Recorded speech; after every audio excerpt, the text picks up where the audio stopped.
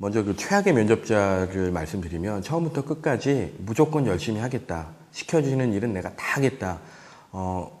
아침부터 밤 늦게까지 주말도 할 거 없이 무조건 일만 하겠다. 라고 하는 게 사실 최악의 그 면접자라고 생각을 합니다. 반면에 최고의 면접자라고 하면 지금은 이제 부족한 것들이 분명히 있습니다. 누구나. 그 부족한 것들을 먼저 인정을 하고 그런 것도 어떻게 극복해 나가겠다라고 하는 정말 적절한 대안을 제시하는 그런 면접자가 제가 보기엔 최고의 면접자가 아닌가라고 생각을 합니다. 제가 면접의 상황에서 높이 평가를 하는 그런 면접 지원자는 열정이 느껴지는 지원자입니다. 어떤 일을 내가 하고 싶고 오랫동안 꿈꾸어 왔다면 이런 중요한 이 면접의 순간에 어떤 모습을 보일까요? 이것을 한번 거꾸로 생각해 보면 좋을 것 같아요. 우선 그 사람은 그 일을 하고 싶다는 적극적인 의지를 보여줄 것입니다. 그리고 그것이 그 사람의 표정과 말과 손짓과 전반적인 이 행동 그리고 태도에서 그런 것이 묻어날 것이라는 거죠. 그 열정을 가지고 있는 사람들은 어떤 질문에 대해서도 자기가 가지고 있는 최고의 논리와 또 지식을 가지고 대답하려고 할 것입니다. 그리고 이 열정과 함께 또 하나의 이 날개가 되는 것은 바로 그 사람의 전문성이 되겠죠. 결국 요즘에 이 스펙이 상향 평준화되면서 결국 이 전문성의 결과로, 전문성의 차이로 합격이 좌우되는 것을 많이 보게 됩니다. 요즘에는 면접, 클리닉도 많이 하고요. 학교에서도 그런 프로그램들이 많이 있는 것으로 알고 있습니다. 그런데 이 전문성 부분은 그 사람이 개인적으로 준비해온 것이기 때문에 이거는 연습으로 되지 않는 거거든요. 예를 들어서 어떤 회사의 해외 진출 전략에 대해서 이야기를 해봐라 라고 한다면 그 사람은 그 회사가 지금 해외 사업과 관련되어 있는 이슈와 또 그 회사의 역량과 또 그 회사가 진출하고자 하는 그 국가의 상황들을 종합적으로 판단해서 그것에 맞는 전략을 제시해야 하겠죠. 그런데 이거에 대해서 내가 알고 있는 게 적다면 바로 그 면접장에서 그런 것이 그 사람의 점수로 다 드러나게 되는 것이죠. 그래서 열정을 보여주는 지원자 그리고 전문성을 보여주는 지원자가 저는 이 면접에 있어서 합격에 더 가능성을 갖고 있다고 생각을 합니다. 반면에 최악의 지원자라고 하면 준비가 안 돼 있는 지원자일 겁니다. 대부분 자기소개서에 합격을 해서 면접의 자리에 오겠죠. 그럼에도 불구하고 굉장히 떨거나 긴장하거나 초조해해서 자기가 갖고 있는 지식과 어떤 자기 식견을 잘 표현하지 못하는 경우를 허다하게 봅니다. 이것은 준비되어 있지 못한 그런 일면이라고 생각이 됩니다. 다시 말해서 그때를 그 면접의 상황을 상상하면서 계속된 반복과 계속된 연습이 결국은 그런 긴장을 줄일 수 있다고 생각이 됩니다. 최악의 지원자가 되지 않기 위해서는 준비와 연습이 가장 중요하다고 저는 생각을 합니다. 옛말에 뭐 여러 가지 표현들이 있지만 저희가 다독, 다작, 다상량이라는 말이 있습니다. 첫 번째는 다독은 정말 많은 책들을 읽어줘라라는 그런 책에 대한 얘기고요. 두 번째가 다작, 뭐 써보라는 얘기가 되겠죠. 많은 것들을 생각한 것들을 글로 써보기를 하고 맨 마지막에 다상량이라고 해서 생각을 많이 하는 것들을 얘기하고 있습니다. 다양한 그런 그 면접 유형을 준비하는 우리 그 지원자들에게 필요한 거는 굉장히 여러 가지로 바쁘고 힘들고 준비해야 될 거 많고 하는 상황이긴 하지만 평소에 꾸준한 독서, 그 다음에 자기가 생각한 것들을 글로 써보는 어떤 그런 연습들, 마지막으로 많은 상황들이라든가 사회에 일어나고 있는 뭐 정치, 경제, 사회, 역사, 문화, 종교, 뭐 연애, 오락, 스포츠에 이르기까지 많은 것들에 대한 고민들과 생각들을 하고 주변에 있는 많은 친구들과 동료들과 나누는 것들이 그런 면접들을 준비하는 데 있어서 도움이 많이 될 거라고 생각합니다. 안녕하세요. HR 멘토스 이상훈 컨설턴트입니다. 오늘은 취업 역량 기본과정 시즌2 제9강 면접은 말하기 기술이다라는 주제로 강의를 진행하고자 합니다. 그럼 학습 목표부터 알아볼까요? 9강 면접은 말하기 기술이다에서의 학습 목표는 같은 내용의 답변이라도 효과적으로 포장하고 답변하는 방법을 익혀서 면접 시 자신감을 가지고 본인의 역량을 보여주는 능력을 향상시키는 데 있습니다. 목차는 첫 번째로 면접 말하기 기술 이렇게, 두 번째 1분 자기소개하는 방법, 세 번째 면접 시 이렇게 말하면 안 됩니다. 네 번째 효과적인 면접 말하기 요령, 다섯 번째 면접 말하기 기술 사례, 여섯 번째 면접관이 두려워하는 것들, 일곱 번째 면접관이 두려워하는 구직자, 크게 7단계로 구성이 되어 있습니다. 첫 번째 면접 말하기 기술에 대해서 알아보도록 하겠습니다. 1. 결론부터 말하라. 구직자, 면접관 모두를 위해서, 즉 면접 답변을 하실 때는 면접관의 질문에 대해서 결론부터 두 갈식으로 말씀하시는 것이 좋습니다. 그 이유가 그래야지 면접관도 핵심이 뭔지 빨리 파악을 할 수 있고요. 답변을 하는 면접자도 답변을 논리적으로 쉽게 답변을 하실 수 있습니다. 두 번째, 면접관은 회사에서 보던 사람을 뽑는다. 즉 무슨 말이냐면 면접관이 회사에서 보던 사람이 누굴까요? 직장인들이죠. 즉 직장인들처럼 행동하고 말씀하시는 습관을 들여야 된다는 것입니다. 직장인들은 비호, 소고, 은어들 사용하지 않죠. 그리고 비즈니스 용어를 많이 사용하고 있습니다. 이런 부분을 주의하셔야 될 것 같습니다. 세 번째, 면접은 정답 맞추기 게임이 아니라 분위기 주도 게임이다. 즉 면접에는 정답이 없다는 거겠죠. 그런데 이제 면접을 가기 위해서 정답을 미리 만들어서 외워서 간다거나 준비해서 가는 것은 큰 의미가 없다는 것입니다. 어떤 질문이 나올지 모르고 면접에는 시험 범위가 없기 때문에 내가 답변을 할 때 자기 주도적으로 내 생각을 차근차근 정리해서 말씀하시는 것이 더 중요하며 이게 곧 분위기 주도 게임이 해당되는 것입니다. 네 번째, 논리, 근거를 확보하기 위해서는 숫자랑 고유명사를 많이 사용해라. 면접관이 본인 면접자가 여러 가지 주장들을 하는데 그 내용을 다 믿어주지 않습니다. 어떤 사람이 그렇게 행동을 했는지 판단하기 위해서는 고유명사와 숫자가 많이 활용되어야 될 것입니다. 다섯 번째, 조직에서의 경험과 성과를 위주로 답변을 하라. 즉 면접에서 여러 가지 사례를 이용할 때 가족 이야기라든지 개인적인 경험보다는 조직, 단체, 예를 들어서 동아리라든지 아르바이트 활동할 때 이야기를 성과를 위주로, 결과물을 위주로 답변을 하시는 것이 좋습니다. 두 번째로 1분 자기소개하는 방법에 대해서 알아보도록 하겠습니다. 1분 자기소개를 할 때는 입사지원서 상의 경험, 역량, 능력을 최초 약 20초 동안 언급을 해주시면 됩니다. 이때 처음 시작하는 것이 가장 중요하기 때문에 본인이 했던 지원 분야와 관련된 주요 경험, 역량, 능력을 언급을 해주시면 됩니다. 두 번째로는 그중 언급한 내용 중에서 한 가지 사례를 선택해서 구체화시켜서 직접적으로 약 20분 동안 언급을 해주시면 되며, 그 다음에 마지막 20초 동안은 그 했던 경험들이 내가 지원한 회사, 직무에 도움이 될 수 있다는 내용으로 면접 연결시키면서 면접을 마무리해 주시면 될 것 같습니다. 그리고 1분 자기소개 시 피해야 하는 내용들이 있는데요. 예를 들어서 본인 출신지라든지 학교, 나이, 전공 이런 내용들은 피해야 하며 이력서에 써져 있는 기본적인 내용들은 언급을 안 하시는 것이 좋습니다. 그리고 1분 자기소개를 연습을 할 때는 앞에서 입으로, 즉 혼자서 연습하시는 것이 아니라 다른 사람들 앞에서, 예를 들어서 집에서 언니, 오빠 앞에서, 부모님 앞에서, 즉 사람 앞에서 연습을 해야 되고요. 그리고 입으로, 머릿속으로서만 연습하면 되지 않고 직접 말로 하면서 입으로 연습을 하시는 것이 좋습니다. 세 번째, 면접 시 이렇게 말하면 안 됩니다. 면접 시 답변을 할 때 이런 방법들은 지양해야 됩니다. 즉 피해야 되는 방법들입니다. 첫 번째, 작은 목소리로 말하는 거. 답변이 틀려도 괜찮습니다. 큰 목소리로 면접관이 잘 들리도록 우렁찬 목소리로 기분 좋은 답변을 하시는 것이 좋습니다. 두 번째, 압박이나 지적을 당했을 때 남 탓을 한다거나 주변 환경 탓을 하시는 것은 좋지 않습니다. 내가 가지고 있는 단점에 대해서 압박이나 지적을 당한다면 그 단점들을 인정을 한 다음에 그 단점을 극복하고 앞으로 잘 해낼 수 있다는 점을 어필해 주시면 좋을 것 같습니다. 세 번째, 말끝 흐리기.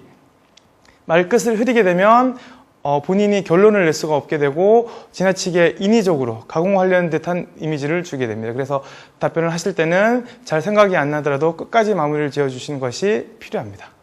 네 번째, 간결하고 명확한 답변. 그렇다고 단답형으로 답변해서는 안 되겠죠. 간결하고 명확하게 답변을 하되 핵심만, 부연 설명을 줄이고 핵심만 정리해서 답변하는 연습이 꼭 필요할 것입니다. 다섯 번째, 외래어, 속어, 은어, 채팅 용어 사용은 지양이 될 것입니다. 직장인들이 회의 시간에 회의를 할 때 이런 용어들을 사용할까요? 안 하죠. 비즈니스 용어를 사용하는데 중점을 두셔야 할 것입니다. 네 번째, 효과적인 말하기 요령에 대해서 말씀을 드리도록 하겠습니다. 첫 번째, 끊어읽기, 강조하기. 이때는 이제 억양이나 말하는 속도를 조절을 해야 되는데요. 답변을 하다 보면 면접관이 좀 지루해하거나 오랜 시간 면접을 보다 보니까 면접관이 딴 행동을 하거나 관심을 집중시키지 못하는 경우가 있습니다. 이럴 때는 흐름을 약간 끊어주고 중요한 부분에 대해서는 강조를 하면서 면접을 진행하시는 것이 좋습니다. 두 번째, 난처한 질문에도 답변 태도만큼은 적극적으로 자신감 있게 하셔야 될 것 같습니다. 단점이 없는 사람은 없습니다.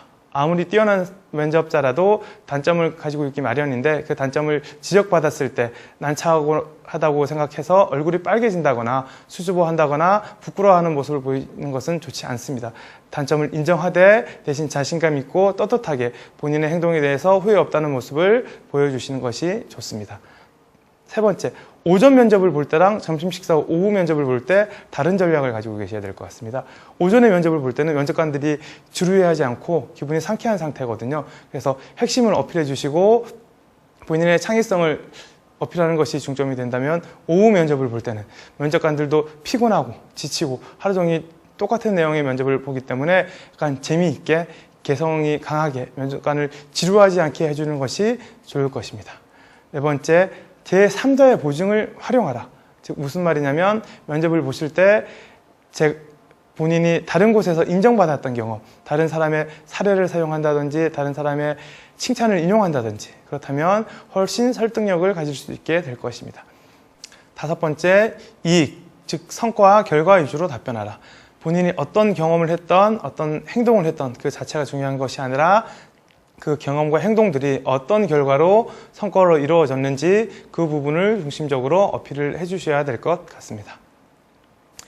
다섯 번째, 면접 말하기 기술의 사례에 대해서 알아보도록 하겠습니다. 즉, 똑같은 내용의 답변이라도 어떻게 답변을 하면 되는지 살펴보도록 하겠습니다. 만약 면접에서 취미는 무엇입니까? 라는 질문을 받았을 때 책을 좋아해서 독서를 즐깁니다. 단순히 이렇게 짧게만 답변하면 좋은 점수를 받을 수 없습니다. 대신에 취미는 독서입니다. 결론부터 말씀을 해주시고요. 특히 마케팅 분야에 관심이 많기 때문에 대학 2학년 때부터 매월 마케팅 관련 도서 2권, 자기계발서 1권 및 소설, 수필 등 4권 이상의 책을 꾸준히 읽고 있습니다. 이렇게 구체적으로 답변을 해주신다면 면접관이 쉽게 동의를 할 것입니다. 두 번째, 우리 회사가 업계에서 차지하는 비중은? 이라는 질문을 받았을 때 언론을 통해서 매출 실적 1위라는 사실을 들었습니다. 이렇게 답변하시는 것은 좋지 않습니다. 대신에 매출 실적 1위를 차지하고 있습니다.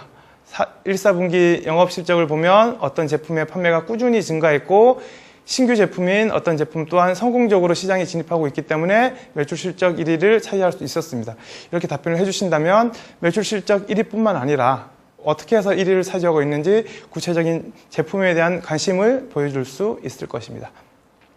세 번째, 졸업 후 10개월 동안 무엇을 하셨나요? 최근에 졸업 후 취업을 하시는 경우가 상당히 많고 구직자들의 평균 취업 기간도 약 졸업 후 11개월 정도 되는데 이런 질문을 받게 되었을 때 대부분이 이제 취업 준비 및 구직 활동을 꾸준히 했다고 답변을 하실 것입니다. 근데 이런 답변은 상당히 소극적인 답변이고요. 예를 들어서 어학 점수를 몇 점에서 10개월 만에 몇 점으로 향상시켰고 조언을 듣기 위해서 몇 명의 선배를 찾아가서 해당 기업의 최근 이슈 및 직장 생활에 대한 조언을 들었습니다.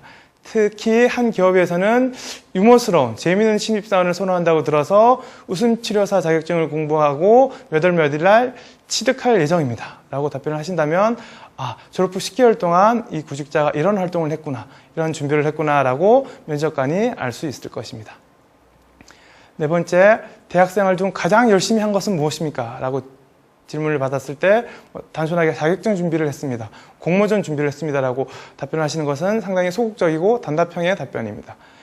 적극적으로 답변을 하려면 예를 들어서 공모전에 총 12회 참여해서 3회 수상을 하는데 특히 이제 처음 3회 참여를 해서 탈락을 했을 때는 그 탈락 이유를 분석하고 그 이유가 시장성이 약하다는 점을 알아낸 다음에 네 번째부터는 그 점을 보완해서 수상을 할 수 있게 되었습니다. 즉 공모전에 12회나 참석을 하면서 본인에 대한 부족한 점을 분석하고 보완했다는 점을 알려주시면 훨씬 좋은 점수를 받을 수 있을 것입니다.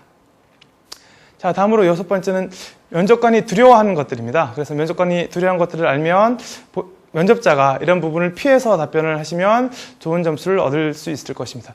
첫 번째, 면접관이 두려워하는 것들. 일할 능력이 부족할까? 즉, 이 지원자가 능력이 부족하지 않나라는 걱정을 할 수 있습니다. 그래서 이 부분을 극복하기 위해서는 본인이 지원 분야에 대한 내용만큼은 정확히 숙지를 하고 있어야 될 것이며 이 부분에 대해서는 사전에 어느 정도의 공부를 하고 준비를 하셔야 될 것입니다. 두 번째, 지원서에 기재한 내용이 사실일까? 자랑도 많이 되어 있고 좋은 점이 많은데 이 내용이 전부 사실일까라는 의문을 가질 수 있습니다. 이 부분을 설득하기 위해서는 본인의 구체적인 경험, 아까 말씀드렸듯이 구체적인 숫자나 고유명사를 사용해서 답변을 하셔야 될 것 같습니다. 세 번째, 채용하자마자 이직하지 않을까? 면접관이 이 부분을 두려워하는 것은 지원자가 뛰어나다고 판단은 되는데 그 지원한 회사에 비해서 지나치게 능력이 뛰어나거나 좋은 영향을 많이 가지고 있으면 이런 걱정을 하게 됩니다. 그래서 너무 뛰어나다고 판단되는 경우에는 면접관이 그런 면접을 볼 때 누구누구 씨는 면접 시 충분하지 않는데 괜찮으시겠어요? 우리 회사 연봉이 괜찮으시겠어요? 이런 질문을 많이 하게 되는데 이럴 때도 본인이 적극적으로 입사 의지를 보여준다면 좋은 결과를 얻을 수 있을 것입니다. 네 번째, 최소한의 일만 하지 않을까? 즉 시키는 일만 수동적으로 하지 않을까라는 걱정을 가지고 있습니다. 그래서 이 두려움을 극복해주기 위해서는 본인이 일을 찾아서 한 경험, 여러 가지 찾아서 하고 시키지 않는 일을 주도적으로 한 경험을 알려주시면 좋을 것입니다. 다섯 번째, 부적절한 인재를 채용해서 면접관으로서 곤란하지 않을까. 즉 내가 잘 채용을 하고 있나, 내가 공식적으로 합리적으로 이 사람을 채용하기 위해서는 한 가지 본인만의 특히나 자랑이 있어야 될 것입니다. 여러 가지 단점이 있더라도 면접관으로서 해당 면접자를 뽑기 위한 한 가지 장점을 면접 시 보여주면 이 부분의 두려움을 극복할 수 있을 것입니다. 일곱 번째, 면접관이 무서워하는 것들입니다. 면접관이 무서워하는 구직자들은 다 함께 웃을 때 안 웃고 긴장해 있는 사람. 면접 시 면접관이 가볍게 농담을 한다거나 해서 다 웃고 있는데 긴장을 하는 사람은 혼자만 지금 분위기를 파악을 못하고 조직에 쉽게 융화되지 못하는 것으로 이해가 될 수 있습니다. 그리고 면접관을 이기려고 하는 사람. 질문자의 질문에 대해서 계속 답변을 하는 것은 좋지만 면접관이 계속 추가 질문을 한다거나 꼬리에 꼬리를 무는 질문을 하는 것은 분명히 그럴 만한 이유가 있기 때문입니다. 그럴 때는 계속 면접관을 이기려고 하지 말고 잘못한 것은 인정을 하고 앞으로 더 잘하겠다라는 점을 어필해 주시는 것이 좋습니다. 세 번째, 손해보거나 희생한 경험이 없는 사람을 면접관은 무서워합니다. 왜? 본인의 이익이 없으면 일을 안 하려고 하는 사람이니까요. 그렇기 때문에 본인이 입사 전에 손해를 봤던 경험이나 희생을 했던 경험, 조직 생활을 하면서 나에게 이익이 없더라도 조직을 위해서 무엇인가 한 경험을 어필해 주시면 좋을 것입니다. 그리고 네 번째, 고생, 힘든 일을 안 해봤을 것 같은 사람은 기업에 입사를 하면 주어진 업무만 하는 것이 아니라 때에 따라서는 다양한 업무, 좀 더 힘든 업무, 어려운 업무도 해야 되는데 이런 업무 지시를 받았을 때 쉽게 피하거나 다른 사람에게 미루구나, 이런 사람들을 면접관은 무서워하고 있습니다. 이런 점을 극복하기 위해서는 본인들이 어렵고 힘든 일을 한 경험을 면접에서 많이 보여주시는 것이 좋습니다. 다섯 번째, 능력은 아주 뛰어나지만 개인적인 성향이 강한 사람. 즉 본인만 뛰어나고 그 뛰어난 능력을 조직에서 잘 융화시켜서 발휘할 수 없다면 이런 사람들은 오히려 다른 사람들까지 이 뛰어난 한 사람 때문에 피해를 본다고 생각할 수 있습니다. 그렇기 때문에 면접관은 이런 구직자를 가려내기 위해서 능력 관련된 질문 말고 인성, 조직생활, 협동에 관련된 질문을 많이 하는데 이 질문에 대처하기 위해서는 본인이 조직 내에서 어떻게 조직을 위해서 일을 하고 협조를 했는지를 보여주시면 좋을 것 같습니다. 지금까지 9강에서 면접 말하기 기술에 대해서 살펴봤습니다. 면접 말하기 기술이란 똑같은 내용의 답변에 대해서도 효과적으로 포장하고 꾸민다면 면접에서 좋은 점수를 얻을 수 있는 방법입니다. 좋은 점수를 얻기 위해서는 구체화 시켜야 되는데 구체화를 잘 시키려면 고유명사 숫자를 많이 활용해서 답변을 하시면 면접에서 좋은 점수를 얻을 수 있을 것입니다. 다음 10강에서는 면접 이미지 메이킹에 대해서 알아보도록 하겠습니다. 감사합니다.